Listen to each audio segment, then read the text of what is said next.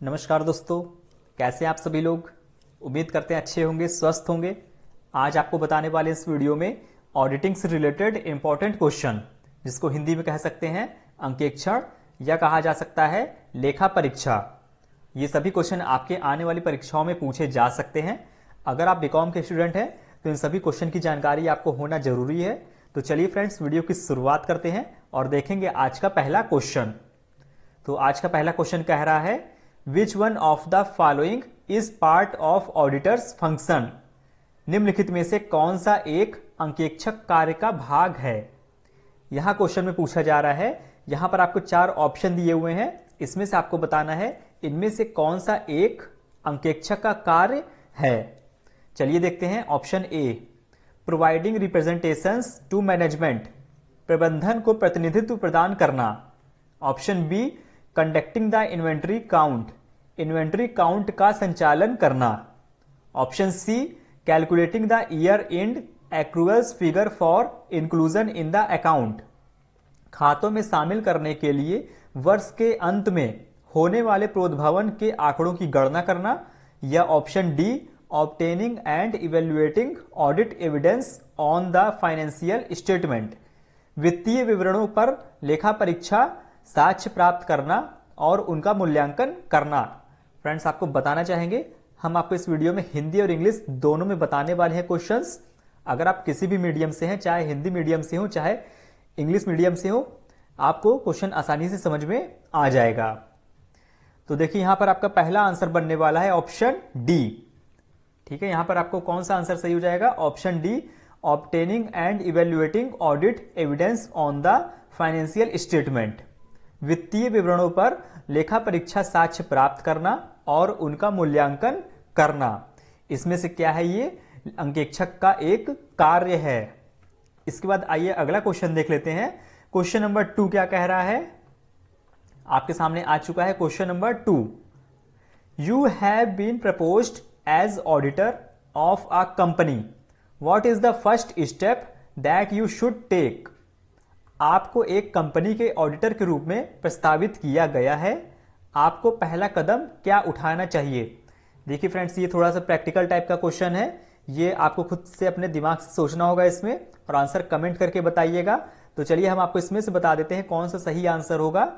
यहां पूछा जा रहा है, यदि आपको एक कंपनी का ऑडिटर नियुक्त कर दिया जाए तो आप सबसे पहले कौन सा स्टेप उठाएंगे। Option A, obtain a copy of the existing auditor's letter of engagement.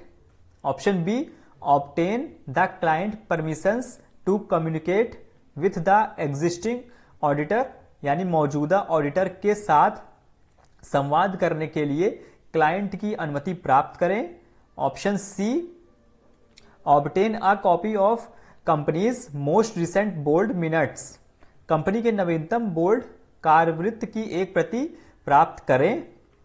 या ऑप्शन डी हो जाएगा, obtain the existing auditors working papers, मौजूदा लेखा परीक्षकों में कामकाजी कागजात प्राप्त करें। यहां से आपको बताना है इन चारों में से आपको पहला स्टेप कौन सा उठाना होगा। तो देखिए, चलिए आपको सही आंसर बता देते हैं क्या होगा। सही आंसर यहां बनेगा मेरे ख्याल से option B, obtain the client permissions to communicate with the exist auditor, यानी मौजूदा ऑडिटर के साथ संवाद करने के लिए क्लाइंट की अनुमति प्राप्त करना। ठीक है, आइए इसके बाद तीसरा क्वेश्चन देख लेते हैं। वीडियो को शेयर करते रहिएगा अपने दोस्तों के साथ भी, केवल अपने ही तक सीमित ना रखिएगा, अपने दोस्तों को भी इतने अच्छे क्वेश्चंस पहुंचाइए। देखिए, यहां पर ऐसे क्वेश्चन एग्जाम में पूछे जाते हैं, which of the following statement is incorrect. यहां पूछा जा रहा है ये चारों में से, यहां पर देखिए 4 स्टेटमेंट दिए हुए हैं, इसमें से कौन सा स्टेटमेंट इनकरेक्ट है, यानी गलत है। चलिए देखते हैं। Option A, an auditor may serve on the board of directors of an audit client, एक ऑडिटर ऑडिट क्लाइंट के निदेशक मंडल में काम कर सकता है। Option B, an auditor who was recently a director of an audit client must not be assigned to the audit team for that client, जिसका हिंदी हो जाएगा, एक ऑडिटर जो हाल ही में एक ऑडिट क्लाइंट का निदेशक था, उसे उस क्लाइंट के लिए ऑडिट टीम को नहीं सौंपा जाना चाहिए। ठीक है, समझिएगा इस ऑप्शन को। Option C, purchasing goods from an audit client on normal commercial terms does not create a threat to the auditor's independent. एक ऑडिट क्लाइंट से सामान्य व्यावसायिक शर्तों पर सामान खरीदना ऑडिटर्स की स्वतंत्रता के लिए खतरा पैदा नहीं करता है। और लास्ट ऑप्शन है, an auditor who is an immediate family member of the director of an audit client must not be assigned to the audit team. एक ऑडिटर जो ऑडिट क्लाइंट के निदेशक के परिवार का तत्काल सदस्य है, उसे ऑडिट टीम में नहीं सौंपा जाना चाहिए। ठीक है, अच्छे से इसको पढ़िएगा वीडियो रोक करके। तो यहां पर आपको बता देते हैं कौन सा स्टेटमेंट इसमें सही नहीं है। तो यहां पर आपका हो जाएगा ऑप्शन ए। ठीक है, ये ए वाला जो है ये आपका इनकरेक्ट है, बाकी ये सभी आपके सही हैं। ठीक है, इन तीनों को अच्छे से पढ़िएगा, बिल्कुल आपको समझ में आ जाएगा, बिल्कुल इजी वे में लिखा गया है। तो पहला ऑप्शन था, an auditor may serve on the board of director of an audit client. एक ऑडिटर ऑडिट क्लाइंट के निदेशक मंडल में काम कर सकता है। ठीक है, तीसरा वाला इनकरेक्ट स्टेटमेंट है, बाकी ये तीनों बी सी डी सही हैं। इसके बाद क्वेश्चन नंबर 4 क्या कह रहा है, ऑडिटिंग रेफर्स टू। ऑडिटिंग से तात्पर्य है, क्या तात्पर्य है आइए देखते हैं। Option A, preparing and checking of account, खाते की तैयारी और जांच। Option B, checking of vouchers, voucher की जांच। Option C, examination of accounts of professional accountants, पेशेवर लेखाकारों के खातों की जांच। और लास्ट है, examination of accounts of business units only, केवल व्यावसायिक इकाइयों के खातों की जांच। अगर आपको इसका आंसर पता है तो आप लोग कमेंट करके बता सकते हैं, बिल्कुल कमेंट करने में पीछे ना रहा करिए, अगर मौका मिलता है तो कमेंट कर दिया करिए। तो यहां पूछा जा रहा है auditing refers to, right answer आपको बनेगा ऑप्शन सी वाला, examination of accounts of professional accountants, पेशेवर लेखाकारों के खातों की जांच। इसी क्रम में अगला क्वेश्चन देख लेते हैं, question number 5। Main object of auditing is, अंकेक्षण का मुख्य उद्देश्य है, क्या है। Option A, detection of errors, त्रुटियों का पता लगाना। Option B, detection of fraud, धोखाधड़ी का पता लगाना। Option C, detection and prevention of fraud and error, धोखाधड़ी और त्रुटियों का पता लगाना और उनकी रोकथाम करना। Option D, to find out whether profit and loss account and balance sheet show true and fair state affairs, यह पता लगाने के लिए कि क्या लाभ और हानि खाता और बैलेंस शीट सही और निष्पक्ष स्थिति दिखाते हैं। तो यहां पूछा जा रहा है मेन ऑब्जेक्ट ऑफ ऑडिटिंग। अगर आप इस टॉपिक को अच्छे से पढ़े होंगे तो इसका आंसर आसानी से बता पाएंगे। अंकेक्षण का मुख्य उद्देश्य क्या होता है, राइट आंसर बनेगा ऑप्शन डी वाला, to find out whether profit and loss account and balance sheet show the true and fair state affairs. ठीक है, इसके बाद अगला क्वेश्चन देख लेते हैं, क्वेश्चन नंबर 6। फ्रेंड्स आपको बताना चाहेंगे, जैसा कि आप सभी को पता होगा यूपीपीसीएल का एग्जाम दिसंबर के सेकंड वीक में नोटिफिकेशन आया था। कब होना था, दिसंबर के सेकंड वीक में, लेकिन अभी तक सेकंड वीक तो स्टार्ट हो गया है, लेकिन अभी तक इसका एडमिट कार्ड का कोई भी जो है एडमिट कार्ड का कोई भी नोटिफिकेशन नहीं आया है, ना तो एडमिट कार्ड अभी आया है। तो हम लोग वेट करते हैं इसका एडमिट कार्ड का, जब भी आएगा आपको यहां से तुरंत बताया जाएगा, आपको नोटिफिकेशन मिल जाएगी। ठीक है, चलिए देखते हैं question number 6। Internal audit means, आंतरिक लेखा परीक्षा का अर्थ है। Option A, audit by independent auditor to improve internal affairs, आंतरिक मामलों में सुधार के लिए स्वतंत्र लेखा परीक्षक द्वारा लेखा परीक्षा। Option B, audit undertaken by employees of the organisation to check financial irregulation, वित्तीय अनियमितताओं की जांच के लिए संगठन के कर्मचारियों द्वारा की गई लेखा परीक्षा। Option C, audit undertaken to ascertain the truth and fairness of state of affairs. स्थिति की सच्चाई और निष्पक्षता का पता लगाने के लिए लेखा परीक्षा की गई। Option D. Audit undertaken internally to evaluate management function. प्रबंधन कार्यों का मूल्यांकन करने के लिए आंतरिक रूप से लेखा परीक्षा की गई। लेखा परीक्षा देखिए हम यहाँ पर आपको इंट्रोड्यूस कर रहे हैं, जिसका होता है इंग्लिश होता है आपका ऑडिट, इसे कहते हैं अंकेक्षण भी कह सकते हैं। कई जगह आपको अंकेक्षण लिखा हुआ यहाँ पर दिखेगा। तो यहाँ पर देखिए पूछा जा रहा है इंटरनल ऑडिट मीन्स, आंतरिक लेखा परीक्षा का क्या अर्थ है? तो यहाँ आपका आंसर बनेगा ऑप्शन बी वाला। Audit undertaken by employees of the organisation to check financial irregulation. यानी यहाँ पर क्या कहा जा रहा है, इंटरनल ऑडिट क्या होता है? जो भी कंपनी के कर्मचारी होते हैं, एम्प्लॉय होते हैं, ठीक है, जो मतलब एक्सपीरियंस होते हैं, वही इसकी जांच करते हैं। ठीक है, कंपनी के लेखा जो मतलब कि उसका अकाउंट होता है उसकी जांच उसी के कर्मचारी ही करते हैं। इसके बाद देख लेते हैं क्वेश्चन नंबर 7 क्या कह रहा है। इंटरनल ऑडिट इज, आंतरिक परीक्षा लेखा परीक्षा है, compulsory for a company with paid up capital of ₹25 lakh and above, 25 lakh रुपए और उससे अधिक की चुकता पूंजी वाली कंपनी के लिए अनिवार्य। Option B necessary for a company, एक कंपनी के लिए आवश्यक। Option C not necessary for a company, company के लिए जरूरी नहीं है। Option D voluntary for a company, एक कंपनी के लिए स्वैच्छिक। यानी यहां क्या कहा जा रहा है, इंटरनल ऑडिट इज, क्या इंटरनल ऑडिट स्वैच्छिक है या जरूरी है, आवश्यक है, क्या है यहां पर, या अनिवार्य है? देखिए यहां पर अनिवार्य है, आवश्यक है, जरूरी नहीं है या स्वैच्छिक है कंपनी के लिए।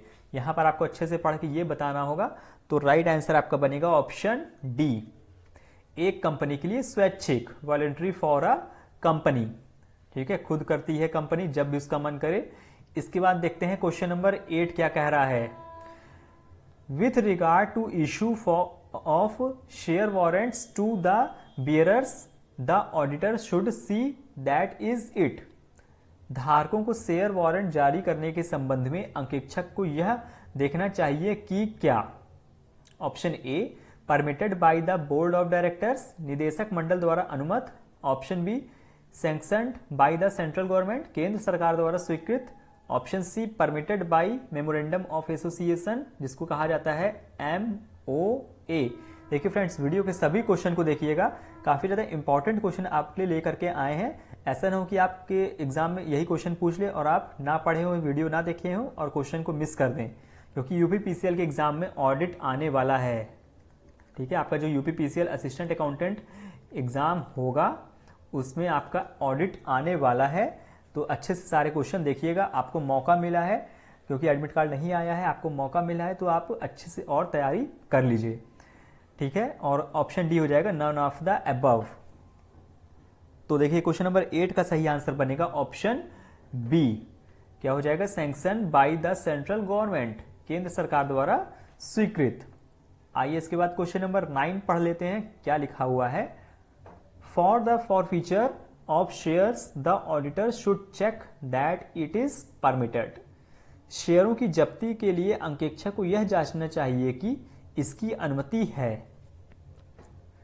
Option A under Companies Act 1956, company अधिनियम 1956 के तहत।